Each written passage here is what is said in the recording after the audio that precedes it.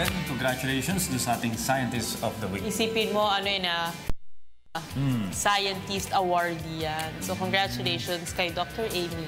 Okay, pag-usapan naman natin, kamakailan lang yung ating henerasyon ngayon, yung mga kabataan, na-appreciate yung pelikulang General Luna. That's right. Siguro naman ngayong panahon naman para kilalanin natin at maging interesado tayo sa kulturang Pinoy naman.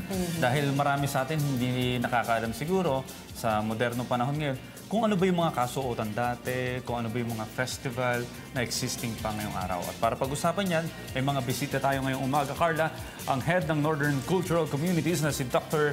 Edwin Antonio na nakasuot ng kanyang katukong. Ayan. At syempre, kasama rin natin ang head committee ng Central Cultural Communities na si Sir Alfonsus Tesoro. Magandang umaga po sa inyo. Magandang umaga. And welcome back, Dr. Edwin. Isang taon na pala. Isang taon. Kung maaalala mo, last year pinag-usapan natin yung Dayaw IP Festival. At kaya andito ulit si Dr. Edwin para pag-usapan po ulit yan. Kailan po ba ito? At saan gaganapin? Isang makadayon na umaga sa inyong dalawa, Audrey at Carla. It's nice to see you again kasi isang taon nandito ako at nagagalak ako na nakabalik dito sa inyong programa. Andito po kami ulit para anyayahan kayo na makibahagi dito sa programang Dayaw Festival ng National Commission for Culture and the Arts. Dahil ang buwan po ng Oktubre ay buwan ng mga katutubo. Sa pamamagitan ng Presidential Proclamation 1906, ang Oktubre po ay celebration ng mga katutubo. So meron tayong Dayaw Festival, Indigenous Peoples Festival. So, lalahok dito ang ating mga kapatid na katutubo sa iba-ibang lugar ng Pilipinas. So, ngayon gaganapin ito sa Pampanga, probinsya ng Pampanga, at dito kami sa Angeles City at magkakaroon din ng mga aktibidades sa iba-ibang lugar ng Pampanga, iba-ibang municipalities sa San Fernando, sa Lubao, sa Macabebe, Santa Rita. So, maraming lugar po. Okay, Sir Alfonsus, ano po ba yung dapat asahan ng mga boss natin na interesadong pumunta dito sa may Dayaw Festival 2015? Iba't iba po ang mga components ng Dayaw Festival, kagaya ng IP Summit, kung saan ang pagtitipon ng mga leaders mula sa iba't ibang cultural community sa buong bansa. At pag-uusapan ang mga issues and concerns affecting our cultural communities. Meron din po tayong mga performances kung saan po ay makikita at mapapanood yung iba't ibang sayaw, yung mga musika, maririnig natin at makikita natin ang iba't ibang instrumento, yung pagtugtog ng ating mga kapatid na galing sa iba't ibang cultural communities. Meron ding mga rituals, meron ding pag-showcase ng paghahabi, ng pottery, meron ding yung pag-showcase ng iba't ibang textiles or fabrics from the various communities. At meron ding, aside from that, sa talakayan, ay ring mga celebrative, ang nature ng ating festival. So, it's more of a cultural exchange and formative.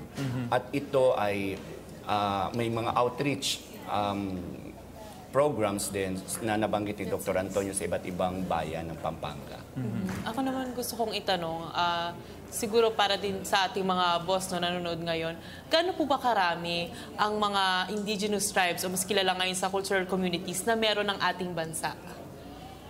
Actually, meron tayong 110 ethno-linguistic groups dito sa Pilipinas. So, lalahok ito. Meron kaming 40 clusters sa NCCA kasi ginugrupo-grupo namin yung mga different ethnic groups. So, ito, makikita nyo mga almost 400 delegates na darating dito sa Pampanga. So, makikita mo yung buong Pilipinas na napakayaman sa kultura. Makulay ang magiging senaryo dito sa celebration ito. At nabanggit ni Ginoong Tesoro din na kakaroon ng exhibit, exhibit dahil mga produkto ng ating mga katutubo ay dadalhin nila dito sa Pampanga. So makikita niyo yung mga produkto nila mula sa kasuotan, sa instrumento, sa mga ornaments, sa mga kwintas, mga gano'n. Katulad ng nabanggit mo, Audrey, na ako yung nakasuot ng katukong. Ito po ay creation ng isang national living treasure or tinatawag natin manlilika ng bayan na si Ginoong Teofilo Garcia. Siya ay gumagawa ng katukong. Ito ay gawa sa upo, sa upo. O yan, mga boss, upo yan. Hindi yan plastic na Actually. hinugis lang na ganyan. Yeah. Yan po ay talagang upo. Isipin niyo kung gaano kalaki yung talagang prutas nito. At ang mismong gumawa nito, siya rin ang nagtanim. Simula sa pagtanim. At Organic. At itong kasuotan ko rin, Annabelle. Annabelle is isang textile din sa Ilocos. Gawa din ng isang National Living Treasure. So, gawa ng mga Ilocano yan. Ginang Magdalena Gamayo. Okay. Mga boss po natin, yung mga nanonood, pagmasdan po natin yung kasuotan ng ating dalawang bisita ngayon. Dahil tayo, dapat nating kilalanin yung ating kultura. Kasi sa unang tingin, baka isipin Indonesia yan o Malaysia yung kasuotan na yan. Yan po ay tradisyonal na kasuotan ng mga Pilipino. Yun nga lang, hindi natin masyadong It's also kilala. formal wear. Ang kilala kasi natin yung barong, but hindi nila alam. Kung maaalala mo kanina, kinikwento sa atin ni Dr. Edwin Antonio, na kanina daw, this year, sinuot mo ito noong Independence Day at hindi familiar yung mga tao about this kind of ito nga, formal wear for us, mga Filipino. Sa sana yung mga kongresista natin, subukan din magsuot ng iba namang mga kasuotang Pilipino para mas makilala. Pero sa General Luna, nakita ko yung mga ganitong kasuotan sa moving yun. At saka marami pa tayong mga kasuotan katulad ng sa mga igorot natin mga kapatid, so nakabahag sila. Yes, It's another mga fabric din. Iba-ibang disenyo din, no? Iba-ibang disenyo. Katulad din ng sa central communities, meron din sila mga designs na Kagaya ano po nito, yan? ito ay scarf na gawa ng Panay Bukidnon women. Panay Bukidnon. Panay Bukidnon na matatagpuan sa Capiz at Iloilo. Ito ay hand-woven. Yes, oo. At ito may mga symbols. Halimbawa, ibig ito sabihin? ay flower, no? Ito, matang punay, no? Na bird, no? Eye of the bird. Ito naman ay yung pako-pako or fern. So lahat yan ay may symbol na ang inspiration ay galing sa environment. Anong nakikita nila sa environment. So, labor of love ito ng mga katutubong Panay Bukidnon. Handmade, ano? Handmade. yeah. Okay, ating pong kilalanin ang ating sariling kultura at sa pamamagitan ng pakikibahagi dito sa mangyayaring Oo. Dayaw Festival. Maaari niyo po bang imbitahan yung ating mga viewers na pumunta sa Pampanga? Napakalapit talaga yan dito sa Lapit Manila. lang yan. tama. Audrey and Carla, please join us in this celebration, the Dayo Festival. Ang Dayo Festival, ang ibig sabihin ng Dayo is to display with pride and dignity.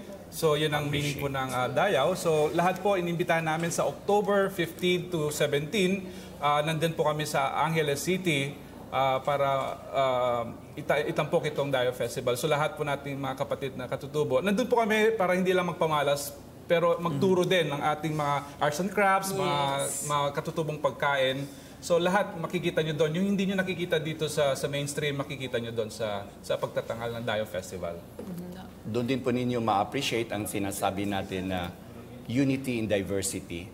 You will see the diverse cultures of the Filipinos.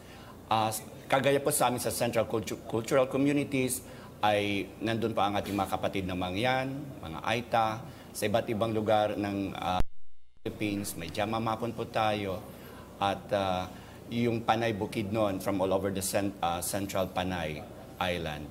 So, matitikman nyo rin ang iba't ibang traditional cuisine. Kasi hindi lang yan, magdi-demo din sila, no? At ang pagtuturo. Kaya iba't iba pong mga pagkain yan mula northern cultural communities hanggang southern, hanggang doon sa Mindanao. So magkita-kita po tayo sa Angeles City, sa Pampanga, October 15 to 17. Okay, maraming salamat po. At sana maraming mga Pilipino at maging mga banyagang turista, mga turista na sumali dito at manood. Ano?